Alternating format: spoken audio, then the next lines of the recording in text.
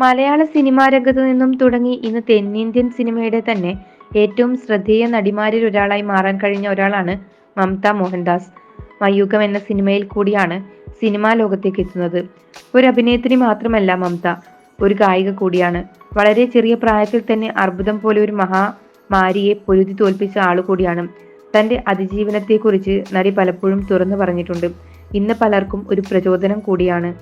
ഇപ്പോഴിതാ ഇതിനു മുൻപ് താൻ അർബുദ രോഗബാധിതയായിരുന്ന സമയത്ത് നേരിട്ട ചില പ്രതിസന്ധികളെക്കുറിച്ചും നടൻ നാഗാർജുനയെക്കുറിച്ചും മമത പറഞ്ഞിരുന്ന ചില വാക്കുകളാണ് ഇപ്പോൾ വീണ്ടും ശ്രദ്ധ നേടുന്നത്. താരത്തിന്റെ വാക്കുകൾ ഇങ്ങനെ: നാഗ് സാർ എന്നെ കെടി സിനിമയ്ക്കായി വിളിച്ചപ്പോൾ ക്യാൻസർ ബാധിച്ച കാര്യം ഞാൻ അറിഞ്ഞിട്ടേ ഉണ്ടായിരുന്നുള്ളൂ. ഈ സിനിമയോ മറ്റു സിനിമയോ ഒരിക്കലും എനിക്ക് ചെയ്യാൻ പറ്റുമെന്ന് തോന്നുന്നില്ലെന്ന് ഞാൻ പറഞ്ഞു.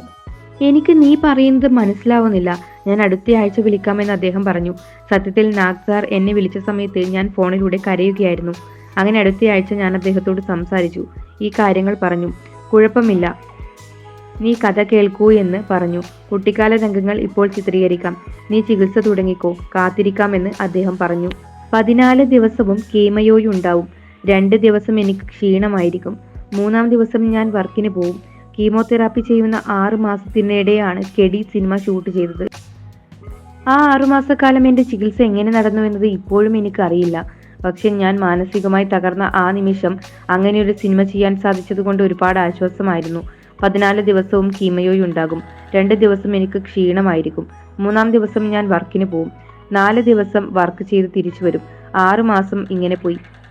ഏത് പ്രൊഡക്ഷൻ ഹൗസ് അങ്ങനെ ചെയ്യും? കൂടാതെ എൻ്റെ ചികിത്സ തുടങ്ങുമ്പോൾ ഞാൻ പിന്നെ ഇതുപോലെ ആയിരിക്കില്ല എന്ന് നാഗ് സാറിനോട് പറഞ്ഞിരുന്നു.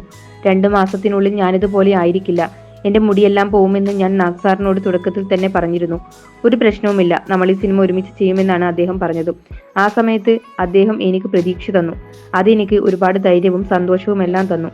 ആ സമയത്ത് അദ്ദേഹം തന്ന ആ മെന്റൽ സപ്പോർട്ട് ഒരിക്കലും മറക്കാൻ കഴിയില്ല എന്നും മമത പറയുന്നു.